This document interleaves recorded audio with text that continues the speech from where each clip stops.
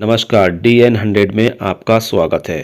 Ashwani Mudgal advocate को Samajwadi party में राष्ट्रीय सचिव पद से नवाजा गया।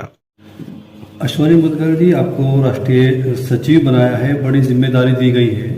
इस जिम्मेदारी का निर्वहन उत्तराखंड जैसे राज्य में कैसे करेंगे जहां समाजवादी पार्टी को दरकिनार कर दिया गया है? देखिए, हर काम मेहनत मांगता है। अगर सही तरीके से उस काम को, उस प्रोसीजर को करा जाए तो उसको कामयाबी जरूर मिलती है। अब जहाँ तक मेरी बात है, माननीय राष्ट्रीय अध्यक्ष जी हमारे अखिलेश यादव जी ने कुछ सोच के जिम्मेदारी दी होगी। अब वो समझते हैं कि शायद इस जिम्मेदारी पे मैं खरा उतरूं, मैं समाजवादी पार्टी को मजबूती दे सकूं, नया आधार दे सकूं, नई ऊंचाइयों तक पहुंचा सकूं, इसलिए उन्होंने मुझे राष्ट्रीय सचिव बनाया। और जब मैंने कहा कि साहब राष्ट्रीय सचिव बन गया तो मैं बिल्कुल अपने स्टेट से कट ही गया, उत्तराखंड से, और मैं तो खाली सेंटर की राजनीति में आपने मुझे इन्वॉल्व कर लिया।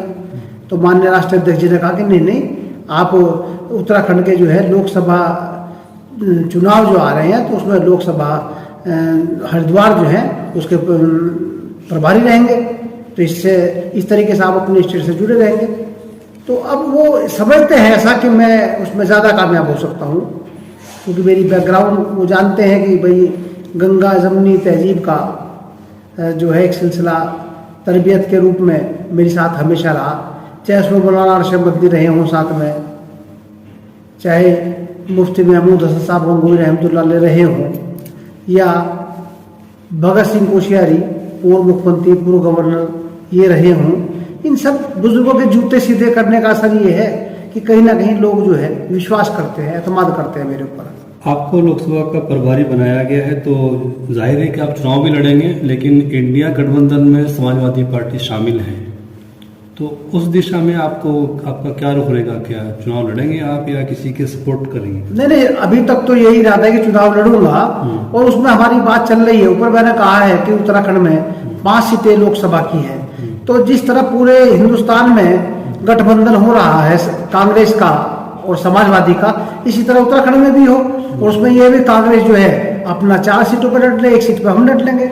अब 1 सीट का मतलब ये है कि हरिद्वार की जो लोकसभा सीट है उसमें जो है एक बार कांग्रेस रही है, एक बार हम लोग रहे हैं समाजवादी, और 2 बार से अपना भाजपा चली आ रही है। तो जितनी दावेदारी कांग्रेस की उतनी दावेदारी हमारी भी है, क्योंकि अगर कांग्रेस रही है तो हम भी रहे हैं, क्या दिक्कत है? तो उसमें हरिद्वार के लिए हमारी प्रबल डिमांड है ये कि भाई हम हरिद्वार से चुनाव लड़ें। गठबंधन में जाने की आपकी शर्त है कि हरिद्वार लोकसभा सीट आपको दे दी जाए। जी। अगर कांग्रेस या दूसरे गठबंधन के साथ ही इस बात पर सहमत नहीं होते तो आपका क्या स्टैंड होगा? तो उसके बाद में जो हमारे राष्ट्रीय नेतृत्व जो है वो जो तय करेगा, वो उसकी आगे का पालन किया जाएगा। महाराज वो तो जो ऊपर बैठे हैं वो लोग राष्ट्रीय नेतृत्व वाले वो ज्यादा अच्छा समझते हैं।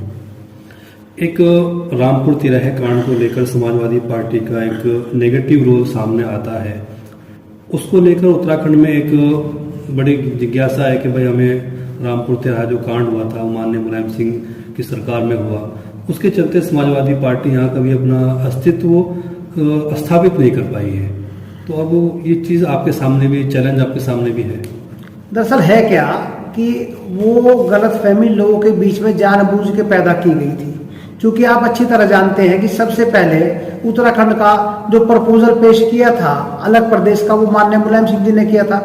अगर माननीय मुलायम सिंह जी कोशिश ना करते और उसके अलावा उनकी उस कोशिश को अमली जामा ना पहनाया जाता तो ना अलग स्टेट बनता, ना पहाड़ बनता, ना उतनी तरक्की होती, ना लोग उतना ज्यादा विकसित होते।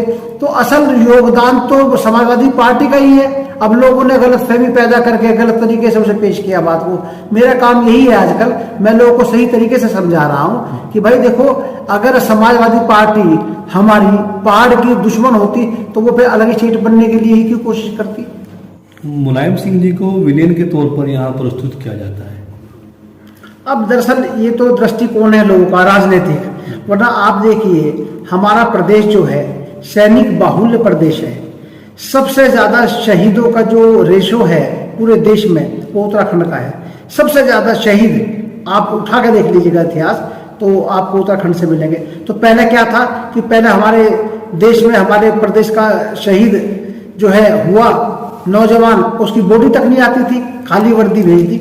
आज जो हमारे शहीद की बॉडी हमारे घरों तक आती है, उसका सामान भी, सब कुछ और सुविधाएं, वो सब मुलायम सिंह जी के देन है। जब माननीय मुलायम सिंह जी रक्षा मंत्री थे तो उस टाइम उन्होंने जोर लगाए, कोशिश करके ये प्रपोजल पास करवाया और ये कहा कि जो देश में बॉर्डर पे जो सैनिक लड़ रहा है तो उसका इतना सम्मान तो लाजिम है कि उसकी बॉडी कम से कम उसके घर तक पहुंचाई जाए। अगर आप देखने पाएंगे तो अप्रत्यक्ष रूप से ये योगदान किसका है? ये योगदान माननीय मुलायम सिंह जी का तो है। अब मुलायम सिंह जी को अगर आप पूछें कि सबसे ज्यादा सैनिक कहाँ है, उत्तराखंड में ही तो है।